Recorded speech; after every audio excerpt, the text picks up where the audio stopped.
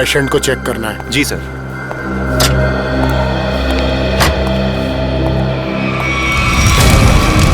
ये क्या? आग! रघु, मंगेश, जल्दी आओ, यहाँ पे आग लगी है, पेशेंट जला है, जल्दी आओ। फायर एक्सटिंग्विशर लेके आओ, जल्दी करो, जल्दी लेके आओ, जल्दी जल्दी जल्दी करो, जल्दी।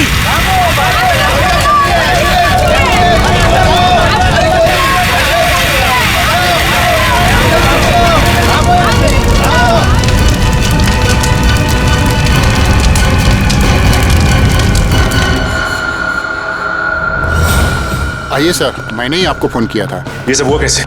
समझ में नहीं आ रहा सर, देखते ही देखते पेशेंट को कैसे आग लग गई। प्लीज हटिए आप लोग।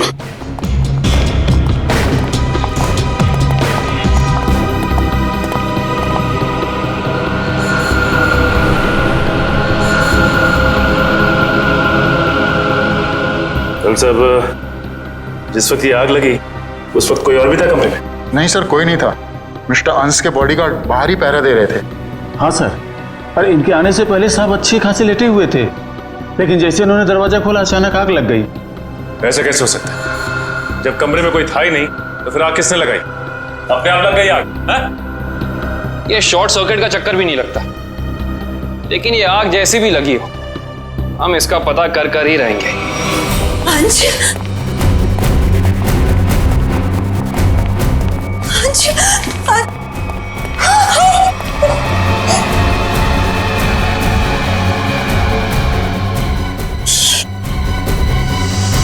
सर, मिस्टर अंश की वाइफ और बेटा। अंश को हाथ कैसे हो गया ये सब?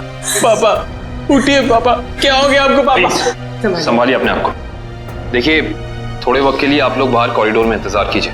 पंकज प्लीज चलिए। पापा आइए।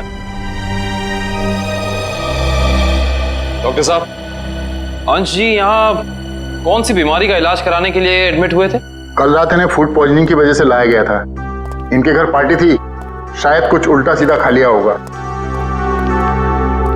अच्छा ये बताओ कि डॉक्टर साहब के इस कमरे में आने से पहले कोई और भी आया था इस कमरे में? हाँ सर, 2 लोग आए हुए थे। एक कमरे की साफ सफाई करने वाला और दूसरा बिस्तर की चादर बदलने वाली। ये अंश कुमार, इस अंश कुमार की कुंडली निकालनी होगी। जहां तक मुझे याद आता है कि बहुत सारे काले कारनामों में शामिल था।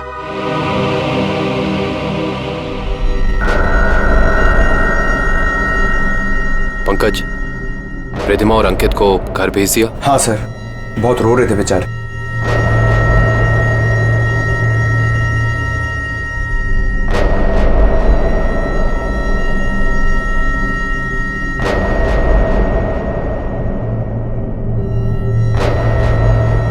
वैसे सालुंके साहब, आपको क्या लगता है आग किस वजह से लगी? मेरी बात छोड़ो सचिन, तुम बताओ, तुम लोगों को क्या लगता है भाई? सालुंके साहब, अगर हमें पता होता तो हम आपको क्यों बुलाते? देखा तारिका, इन लोगों ने तो हाथ खड़े कर दिए। अरे प्रद्युमन तो कहता था तुम लोग सुपर कॉप हो यार। सर, हम तो सिर्फ तहकीकात कर सकते हैं, अंदाजा लगा सकते हैं, लेकिन इस साइंस के मास्टर तो आप ही हैं ना। तो ठीक है, अंदाजा क्या लगाते हो वो अंदाजा ही बता दो यार। सर, हमें ऐसा लगता है कि ये चिंगारी लगाने वाला कोई इंसान नहीं, बल्कि कोई वस्तु, कोई चीज है। हो सकता है, देखते हैं।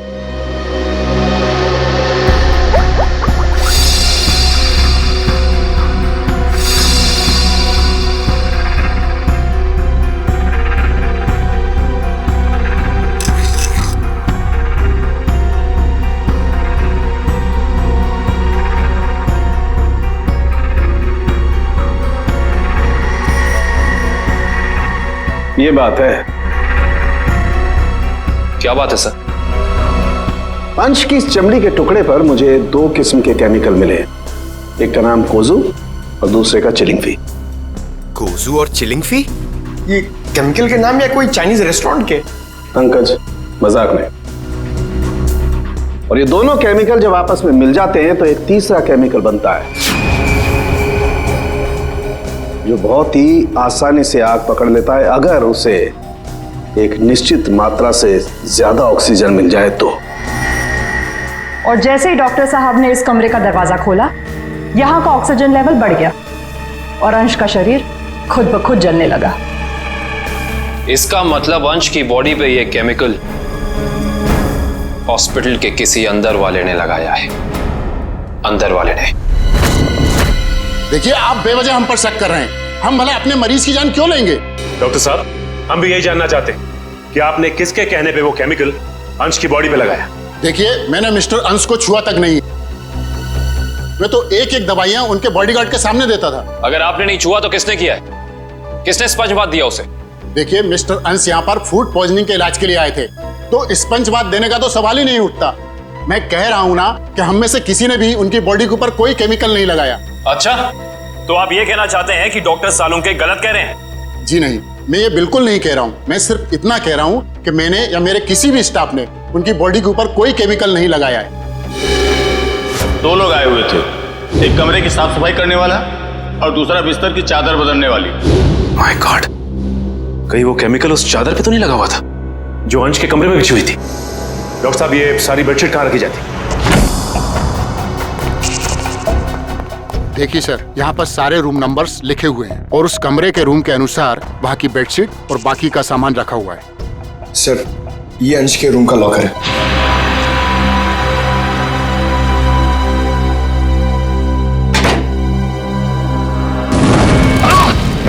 देखो ना तुम, बाहर जाओ, पुलिस पकड़े, फायर एक्सटिंग्विशर, जल्दी।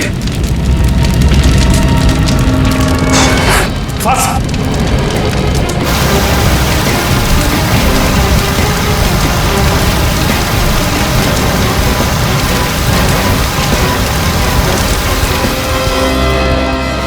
काबिल लगता है थोड़ा केमिकल रह गया था इसमें। सही कह रहे हो सचिन, अब तो इस लॉकर को बाहर निकालना ही पड़ेगा। आप लोग प्लीज थोड़ा पीछे रहिए।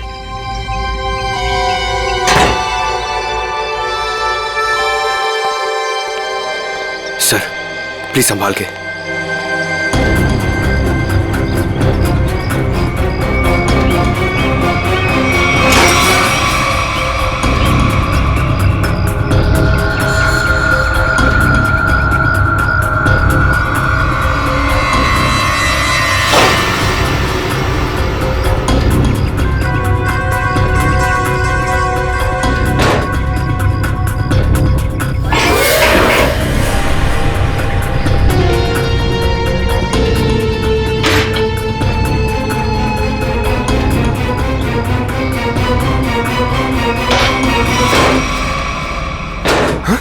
सर, ये क्या?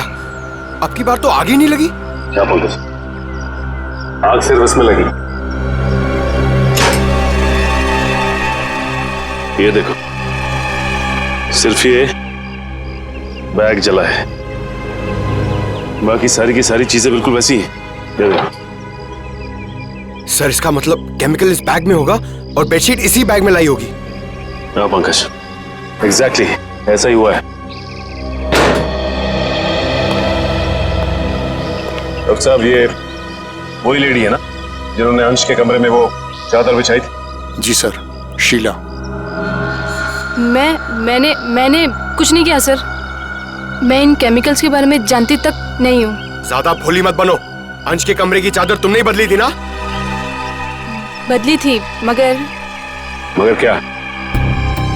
एक औरत ने मुझे 50,000 रुपए दिए थे और कहा था अंश साहब के कमरे में ये चादर बदल देना। उसने आपको पैसे दिए और आपने पैसे ले लिए? एक बार भी नहीं सोचा कि इसके पीछे उसका मकसद क्या है? मुझे क्या पता था साहब, कोई ऐसे तरीके निकालेगा किसी का खून करने के लिए। उसका चेहरा पहचानती हो? स्केच बनवा सकती हो उसका? नहीं, उसने अपना चेहरा दुपट्टे से ढक रखा था। चेहरा ढका था, लेकिन कुछ तो याद होगा, कुछ तो देखा होगा। हाँ, उसके दाहिने हाथ पर एक काला सा निशान था, यहाँ पर।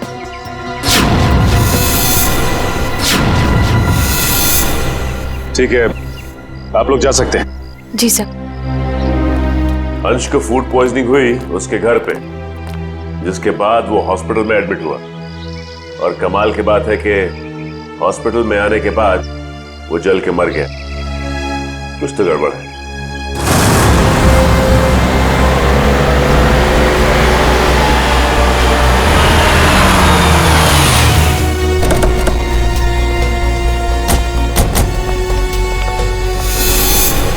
सर, इस घर पे तो जगह जगह सीसीटीवी कैमरास लगे हैं और इतने सारे बॉडीगार्ड्स। लगता है अंश जानते थे कि उनकी जान को खतरा है। राइट श्रेया, कोई ना कोई बात तो जरूर थी, वरना इतनी ज्यादा सिक्योरिटी कोई मामूली इंसान नहीं रखता। किससे मिला है आपको? सीआईडी? अब अंदर जा सकते हैं? Thank you.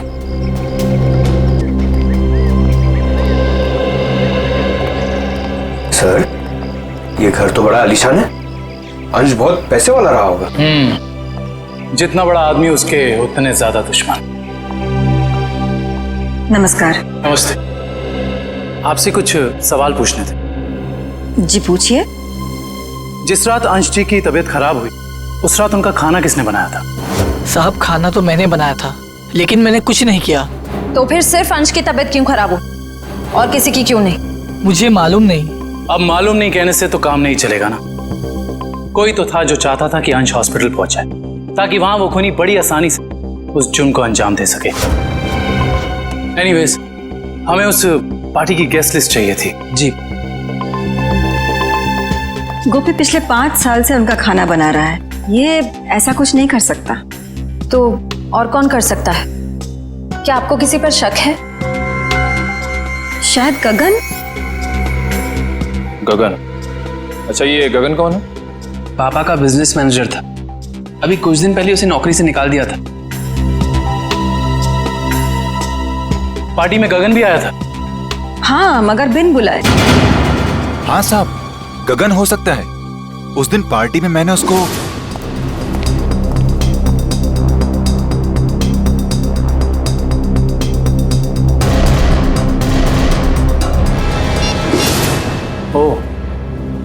तो अंश गगन पे चिल्ला रहे थे? हाँ साहब, पर म्यूजिक की आवाज बहुत तेज थी। मैं समझ नहीं पाया कि साहब गगन को क्यों डांट रहे थे। मगर अंश ने गगन को नौकरी से क्यों निकाला था? पता नहीं, मगर जरूर कोई बड़ी बात रही होगी जो उन्होंने अपने 10 साल पुराने एम्प्लॉय को एक ही झटके में काम से बाहर निकाल दिया। गगन को नौकरी से क्यों निकाल दिया था, इसका जवाब ढूंढना होगा। क्या अंशी की मौत हो गई है? जी हाँ, और हमें शक है कि उनकी मौत में आपके पति गगन का हाथ है। ये क्या कह रहे हैं आप? गगन अपनी जान दे सकते हैं, पर वो किसी की जान लेने की कभी सोच भी नहीं सकते। सोचा नहीं, बल्कि कर दिया। बहुत ही लंबी चौड़ी प्लानिंग के साथ गगन ने अंश को हॉस्पिटल में ही जला दिया। आपको कुछ गलतफहमी हुई है, गगन ऐसे नहीं है। वो ऐसा नहीं है तो कैसा है, वो तो उनसे मिलने के बाद ही पता चलेगा। वो कब तक वापस लौटेंगे? मुझे नहीं पता। मैंने पुलिस स्टेशन में उनके गुमशुदा होने की रिपोर्ट भी लिखवाई है। कल से वो गायब है। बुरा मत मानिएगा मैडम, लेकिन मुजरिम अक्सर खून करके ऐसे ही फरार हो जाते हैं। बार बार उनको मुजरिम कह करके उनका अपमान मत करिए। अगर उनको जुर्म करना ही होता तो वो अंश जी की बात मान करके अंकित को मार ना देते। एक मिनट, क्या कहा आपने?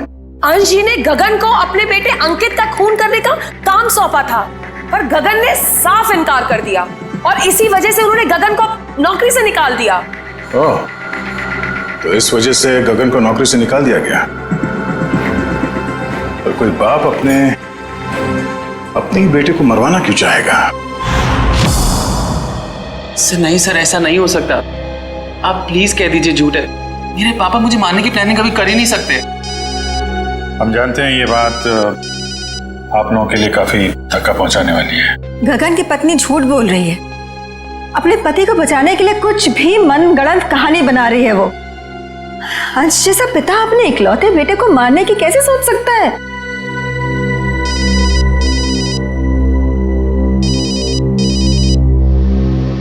किसका फोन है अंकित? चाहो तो बात कर लो। नहीं सर, इंपॉर्टेंट फोन नहीं है। एक्चुअली मेरा एक फ्रेंड मुझे मिलने के लिए परेशान कर रहा है और फिलहाल मैं किसी से मिलना नहीं चाहता। सर, अगर आपके सवाल पूरे हो गए हो तो क्या हम जा सकते हैं? अब हमें अंश की शोक सभा की तैयारी करनी है। ठीक है, आप जा सकते हैं। इशिता? Yes sir.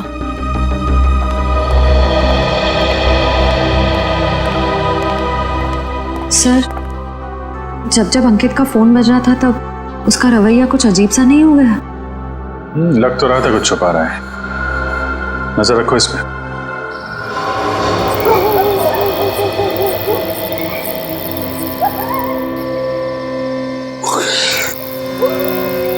सर, हम लोग क्या रात भर यहीं खड़े रह के पहरा देंगे? रात बहुत काम की चीज होती है पंकज। जो काम दिन के खुले उजाले में नहीं किए जा सकते ना, वो रात के साए में हो जाते हैं। सर, अंकित आ रहा है। आ नहीं रहा श्रेया, हमें ले जा रहा है अगले सुराग तक।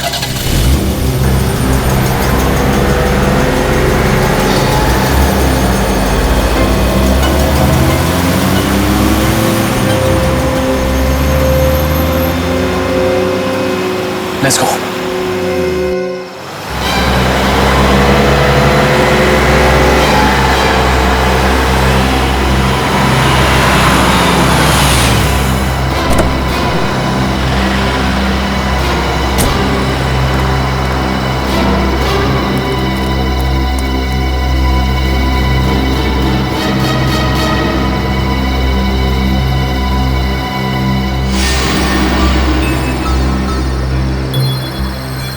सर, ये इतनी रात को यहाँ ढाबे पे खाना खाने को आया है?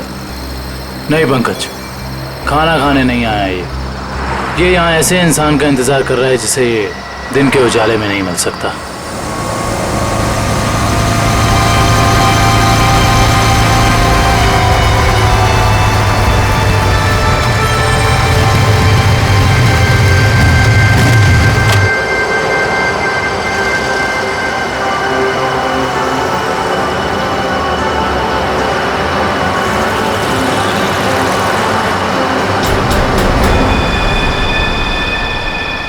सर, मैंने तो सोचा ये लड़का होगा, ये तो लड़की निकली।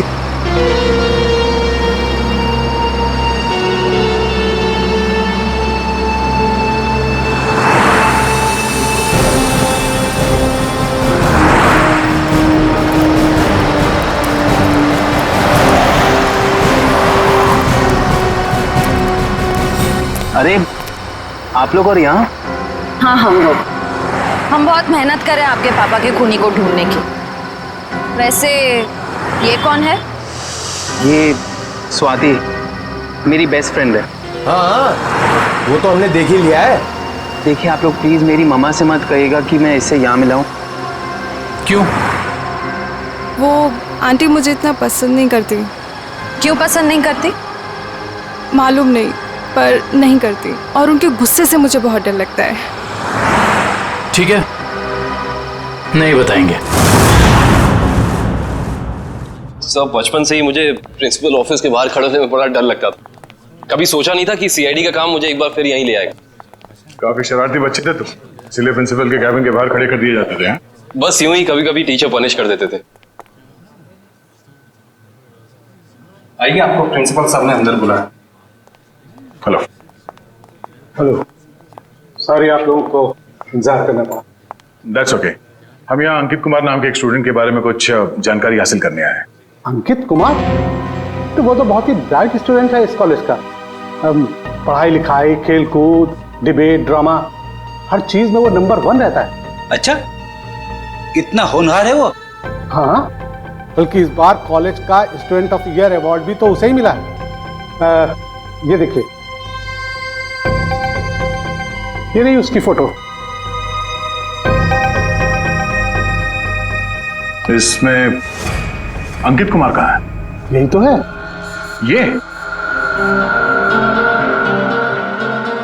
नहीं, आपको कोई गलतफहमी हो रही है।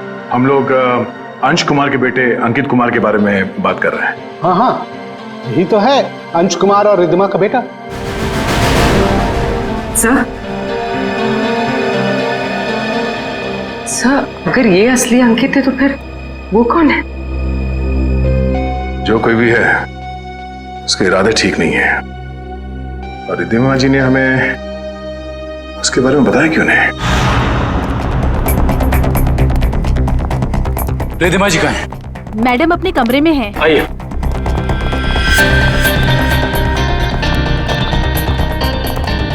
मैडम, सीआईडी सीआईडी वाले आए हुए हैं।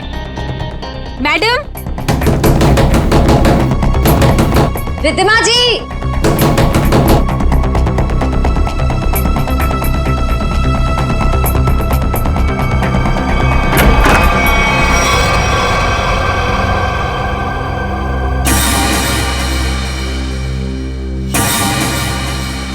सर कमरे में तो कोई नहीं है।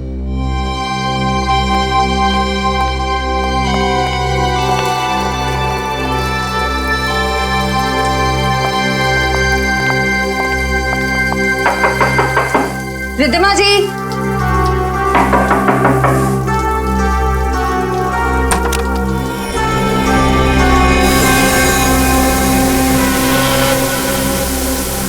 सर यहाँ भी कोई नहीं है। सर ये देखिए, सर यहाँ पे खून भी लगा हुआ है।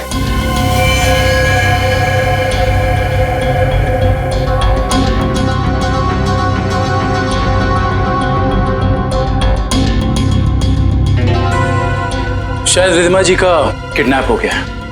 इन टुकड़ों को देख के तो यही लगता है कि उनकी किडनैपर के साथ हाथापाई हुई होगी। अंकित कहाँ है? बुलाओ उसे। अंकित बाबा तो आज सुबह घर से बाहर चले गए हैं। निखिल, अंकित को फोन लगाओ। इस कमरे में इतना कुछ हो गया और किसी को भनक तक नहीं लगी। फायदा क्या घर में इतनी सिक्योरिटी का? अच्छा ये बताओ कि खिड़की के पीछे की तरफ भी कैमरा लगा है ना? जी सर। मुझे उसकी फुटेज देखनी है।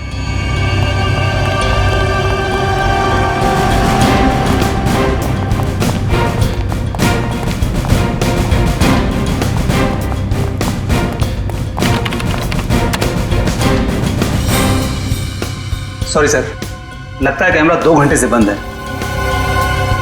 मतलब जरूर तुम में से ही किसी का काम है ये, जिसने गुनाह करने से पहले कैमरा बंद कर दिया। सर हम ऐसा क्यों करेंगे? कोई बाहर वाला यहाँ आके कैमरा बंद नहीं कर सकता। ये किसी अंदर वाले का काम है, समझे तुम? यस सर, अंकित का फोन बंद आ रहा है। कहीं इस सब के पीछे अंकित का हाथ तो नहीं है?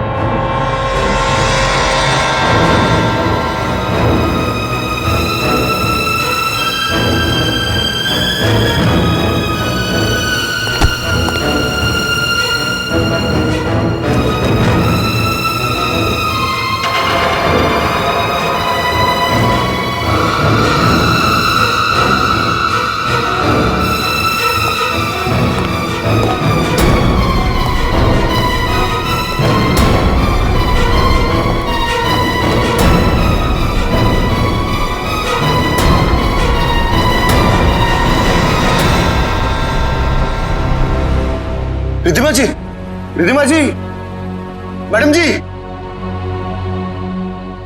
रिद्धिमा जी, उठिए मैडम जी, रिद्धिमा जी। गगन तुम मुझे यहाँ कहाँ लेकर आए हो? मेरे पति को मार दिया, आप मुझे भी मारोगे? नहीं, ये आप क्या कह रही हैं? मैंने तो अंश साहब का नमक खाया है, उनके लिए जान दे सकता हूँ। मैं मारने का तो मैं सोच भी नहीं सकता। तो फिर कौन लेकर आया मुझे यहाँ पर? क्यों आए हम? शायद उसी ने जिसने हम दोनों को किडनैप किया है। तुम भी? जी हाँ, मैं भी आप ही की तरह इस चारदीवारी में कैद। हे भगवान, उसका अगला निशाना कहीं मेरा राज तो नहीं? तो तुम हो राज, अंश और रिद्धिमा जी के असली बेटे। जी सर, मुझे तब तक यकीन नहीं कि पापा इस दुनिया में नहीं रहे। पप्पी ने तो मुझे इस बारे में कुछ बताया तक नहीं। लेकिन रिधिमा जी ने ये बात छुपाई क्यों तुमसे? उसी वजह से जिस कारण से उन्होंने मुझे दुनिया से छुपा कर रखा और अंकित को अपना बेटा बना लिया। लेकिन ऐसी भी क्या वजह थी जिसने एक माँ बाप को अपने बेटे से दूर कर दिया? सर आप तो सीआईडी वाले, आपसे तो कुछ बात छिप नहीं सकती। अपने खानदानी बिजनेस को आगे बढ़ाने के लिए मेरे पापा ने कुछ गैर कानूनी काम किए हैं। जी हाँ, जैसे रिश्वत देना, करप्शन को बढ़ावा देना, गैर कानूनी बिल्डिंग्स बनवाना और कभी कभी गैंगस्टर्स की मदद करना। सर मुझे यह कहते हुए बहुत शर्मिंदगी है कि मेरे पापा इस देश के अच्छे नागरिक नहीं बन सके और वो बहुत ही अच्छे पिता थे। इन गैंगस्टर से बचाने के लिए उन्होंने मुझे दुनिया से छुपा कर रखा। तो तुम्हारी सुरक्षा के लिए उन्होंने तुम्हें खुद से दूर कर दिया और गोद ले लिया अंकित को, ताकि कभी कोई तुम्हारे परिवार को नुकसान पहुंचाता तो निशाने पे अंकित होता, तुम नहीं। एग्जैक्टली। और जब ये बात अंकित को पता चली, उसका रवैया कुछ उखड़ सा गया। उसने मम्मी पापा की इज्जत करना बंद कर दिया। पिछले कुछ दिनों से तो वो पापा को ब्लैकमेल कर रहा था कि अगर उसे प्रॉपर्टी का आधा हिस्सा नहीं मिला तो वो ये राज पूरी दुनिया को बता देगा। सर हो सकता है शायद इसी वजह से अंश ने अंकित को मारने के लिए गगन से कहा। हाँ सर, हो सकता है कि गगन की वाइफ सच कह रही हो सकता है। और ये भी हो सकता है कि रिधिमा जी की किडनैपिंग में उनके गोद लिए हुए बेटे अंकित का ही हाथ हो। सर प्लीज मेरी मम्मी को बचा लीजिए। मैं पहले ही अपने पापा को खो चुका हूं, मम्मी को नहीं खोना चाहता। घबराओ मत, कुछ नहीं होने देंगे मेरी रिधिमा जी को। अंकित के पोस्टर पूरे शहर में लग चुके हैं, कोई ना कोई उसे जरूर देख लेगा। हेलो, कहाँ? चिंचोली क्रॉसिंग? आप कौन बोल रहे हैं? हेलो हेलो सर, गुमनाम कॉल आया, कह रहा था कि चिंचोली क्रॉसिंग पे मिलो, कुछ जरूरी बात करनी है। जरूरी बात करनी है? फिर तो मिलना पड़ेगा।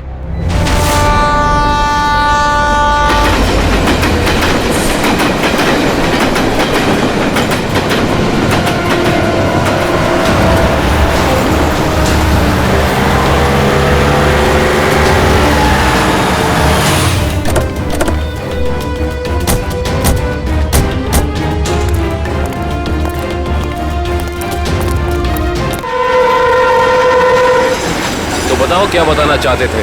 सर मैंने आपको फोन इसलिए किया था क्योंकि जिस आदमी का आपने पोस्टर लगाया है उसे मैंने कहीं देखा है सर। तुमने पक्का ध्यान से देखा ना? वो अंकित ही है। हाँ सर, वो अंकित ही था। कहाँ देखा है उसे? सर अगर मैं आप लोगों को बताऊंगा तो कहीं मैं मुसीबत में न पड़ जाऊं सर। देखो तुम्हें कुछ नहीं होगा, तुम बताओ तुमने कहाँ देखा था अंकित को? सर मैंने उसे हसनपुरा की चौल में देखा था सर। हसनपुरा चौल?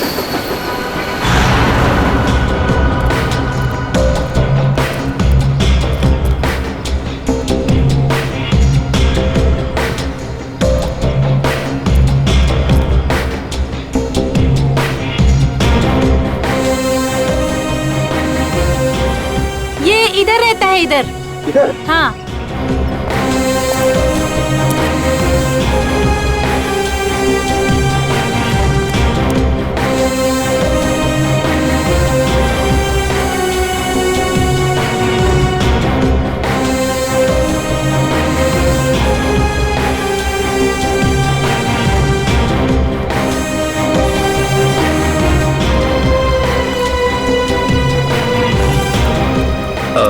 आपने इसे कहीं देखा है? हाँ, उस तरफ रहता है। Thank you. सर, पता चल गया, अंकित उस घर में आता जाता था। Sir sir sir sir sir, बहुत मुश्किल हुई सर, लेकिन मैंने पता कर लिया है, अंकित इसी घर में आता जाता था, ये घर में। पंकज, हम सबको पता है। अब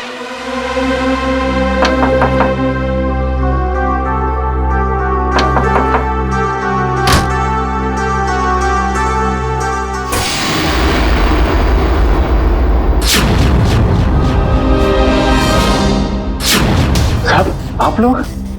हाँ हम लोग। सर यहाँ? हमें एक बॉडीगार्ड की जरूरत थी, तो सोचा क्यों ना तुमसे मिल लिया जाए। क्या मजाक करते हैं साहब? सीआईडी को कब से बॉडीगार्ड की जरूरत पड़ने लगी? जब से तुम जैसे बॉडीगार्ड गुनाह करने लग गए। जिस परिवार ने तुम्हें अपनी सुरक्षा के लिए रखा था, तुम उसे ही नुकसान पहुंचा रहे हो। ये क्या कह रहे हैं साहब आप? अंकित क्यों आता था यहाँ? अंकित बाबा यहाँ नहीं आए। हमसे झूठ बोलने का कोई फायदा नहीं है। सीआईडी से ना कोई बच सका है और ना बच पाएगा, इसलिए कह रहे हैं सब सच सच बता दो। हम जान चुके हैं कि अंकित अंशी का बेटा नहीं है। बताओ क्या सच है? बोलो क्या सच है? बताता था। दरअसल में अंकित का असली बाप मैं हूँ। तुम? हाँ, अंश साहब मेरे बेटे को गोद लेना चाहते थे और मैं भी अपने बेटे के सुनहरे भविष्य के लिए उन्हें मना नहीं कर सका। मगर तुम्हारे अंकित ने जिस थाली में खाया उसी में छेद किया। पहले अंश को मार डाला, फिर रिद्धिमा को किडनैप कर लिया। नहीं साहब, मेरा बेटा ऐसा नहीं कर सकता। मैं उसे अच्छी तरह जानता हूँ। अगर ऐसा है तो हम अंकित को कुछ नहीं होने देंगे, लेकिन अब हमें साफ साफ बताओ ये अंकित हमें मिलेगा कहाँ? अंकित अपने दोस्त स्वाति के साथ है, ग्रीन सी लॉज में। ग्रीन सी लॉज?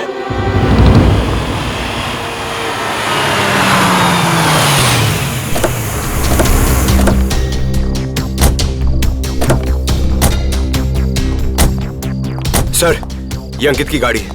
अंदर चल के चेक करते हैं।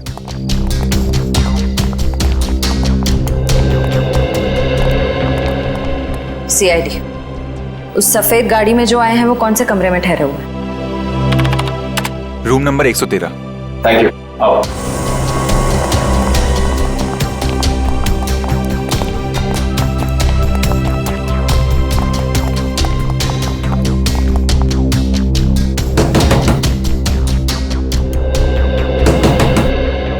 कौन है?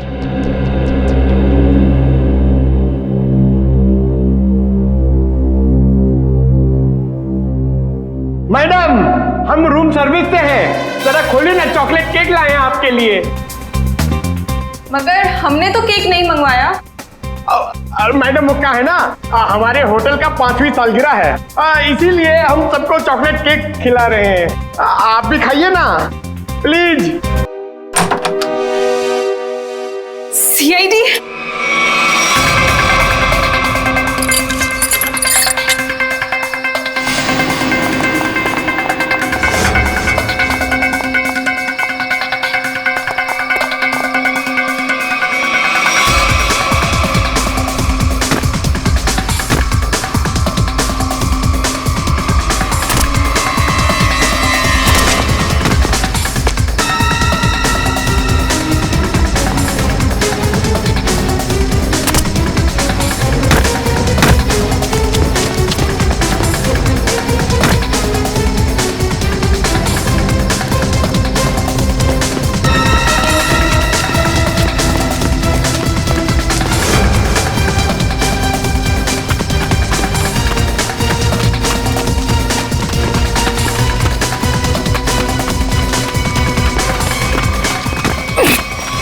प्लीज मुझे छोड़ दो, प्लीज। तुम वही हॉस्पिटल वाली लड़की हो? प्लीज मुझे जाने दो, मैंने कुछ नहीं किया। सीआईडी की आदत नहीं है मुजरिमों को जाने देने की। हाँ, मैंने ही पैसे दिए थे उस लड़की को ताकि वो केमिकल वाली बेडशीट अंश के बेड पे बिछा सके। किसके कहने पे किया था तुमने ये? अंकित के। कहाँ मिलेगा ये अंकित? पता नहीं। अच्छा, तो ये तो पता होगा ना कि रिद्धिमा को कहाँ छिपा के रखा है? नहीं पता। ये पता नहीं, वो पता नहीं, तुम्हें पता क्या है स्वाति? गगन कहाँ है ये पता है मुझे। I see। तो और क्या क्या पता है तुम्हें?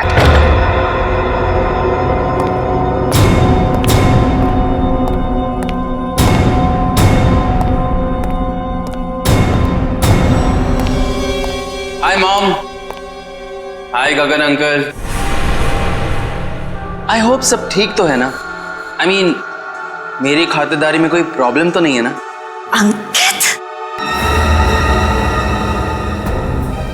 जरूर मेरी परवरिश में कुछ कमी रह गई होगी जो आज मुझे यह दिन देखने को मिल रहा है। हाँ, आपके परवरिश में कमी रह गई। बचपन से लेकर जवानी तक आप मुझे बेटा बेटा कहती रही, और आज एकदम से मुझे पता चलता है कि आप मेरी माँ नहीं है। माँ हो तो आप जैसी। लेकिन मैंने तुम्हें कभी अपने बेटे से कम प्यार नहीं किया अंकित। झूठ है, ये ड्रामा है। आप अपने बेटे को बचाना चाहती थी। माना कि ये सब राज को बचाने के लिए किया गया अंकित, लेकिन अंश, मैंने तुम्हें कभी भी उससे कम नहीं माना, उससे कम प्यार नहीं किया। मैं भी तो आपसे बहुत प्यार करता हूँ मम्मी, इसीलिए तो आपको पापा तक पहुंचाने के लिए यहाँ आया हूँ। और एक टिकट के साथ दूसरी बोनस टिकट फ्री। रिद्धिमा जी, गन उठा लीजिए, उसके सर पे खून सवार है।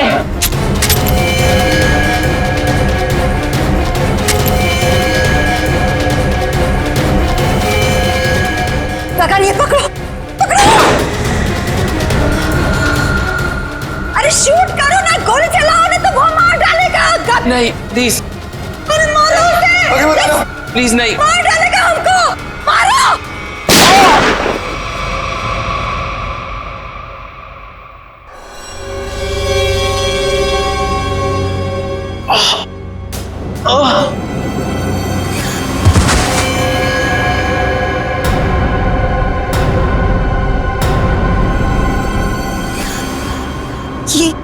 ये क्या क्या क्या तुमने उसे मार डाला?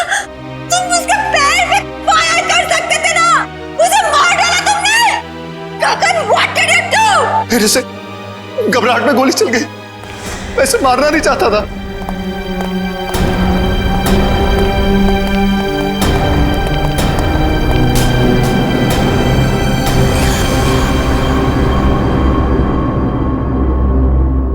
ये तो मर गया।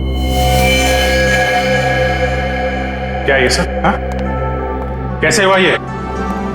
मैं जानबूझ के नहीं मारा सर, मैं सिर्फ अपने आप को बचाना चाहता था।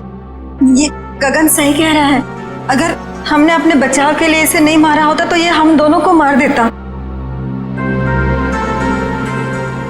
हम समझ सकते हैं। श्रेया, इनके स्टेटमेंट रिकॉर्ड कर लो। आप लोग जाइए प्लीज इनके साथ में। चलिए।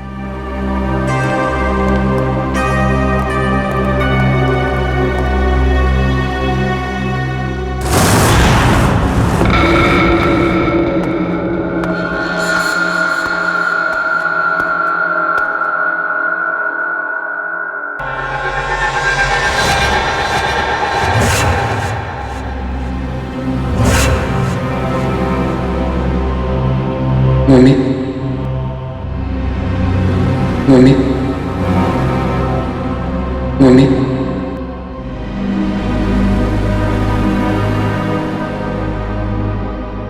मम्मी,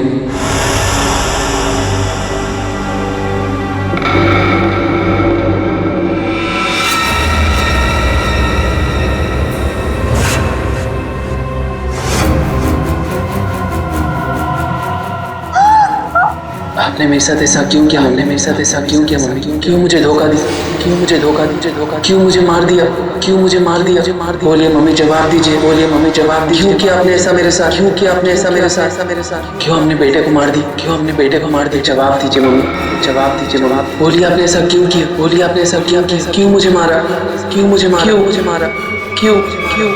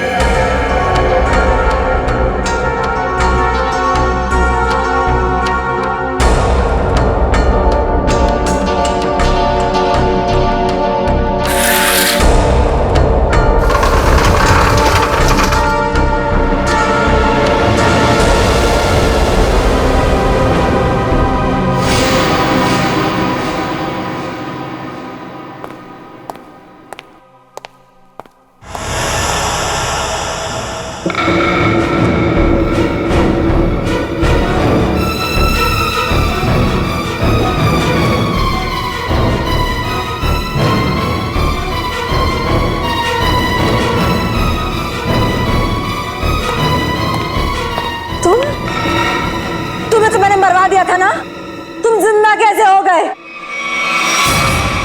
मरे हुए लोग कभी जिंदा नहीं होते रिधिमा जी। ये सब तो सीआईडी का प्लान होता है, गुनहगार से उसका जुर्म कबूल कराने का। अंकित तो कोई मरा ही नहीं था। इतना बड़ा धोखा मेरे साथ। मैं धोखा तो तुमने दिया। मैंने जो कुछ भी किया अपने बेटे के लिए किया है। राज, तुम्हारे पापा तुम्हें अपने गैर कानूनी बिजनेस में शामिल करना चाहते थे, लेकिन मैंने तुम्हें हमेशा गुनाहों के इस साए से दूर रखना चाहा। माँ, मैंने कभी सपने में भी नहीं सोचा था तुम भी पापा की तरह इस तरह गुनाहों के दलदल में धंसी हुई हो। और इसीलिए इन्होंने पापा को मारने के लिए मेरी मदद ली थी और प्रॉपर्टी में 25% शेयर देने का वादा भी किया था। इस प्लान में तुम दोनों मिले हुए हो, इसके बारे में तुम्हारी दोस्त स्वाति ने हमें पहले ही बता दिया था। उस पार्टी के दिन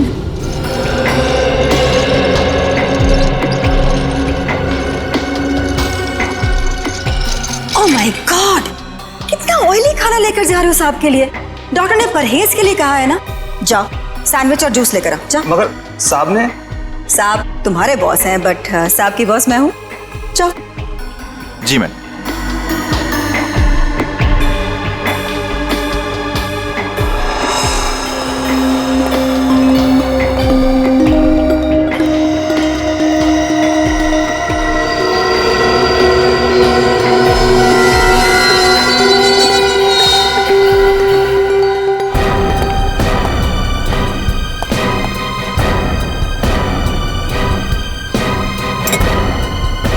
गुड, तुम जाओ, मैं साहब को खाना खिला दूंगी। जी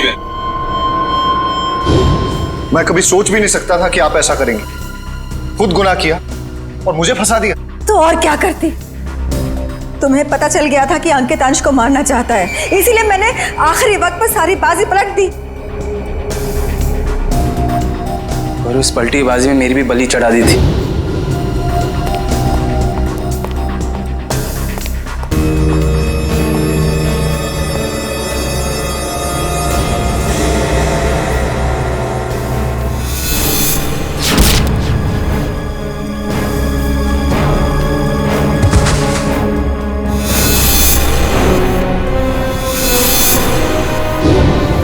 मुझे पता चला कि गगन को तो पूरी सच्चाई पता ही नहीं है। उसे तो यही नहीं पता कि अंश की मौत में मेरा हाथ है, इसलिए मैंने सारा इल्जाम अंकित पर डाल दिया। राज, मैंने ये सब तुम्हारे लिए किया बेटा। गुनाहों पे ममता की चादर ओढ़ देने से तुम्हारे पाप धुल नहीं जाएंगे मैडम। आप दोनों का फैसला अदालत करेगी, या तो फांसी होगी या फिर जिंदगी भर जेल।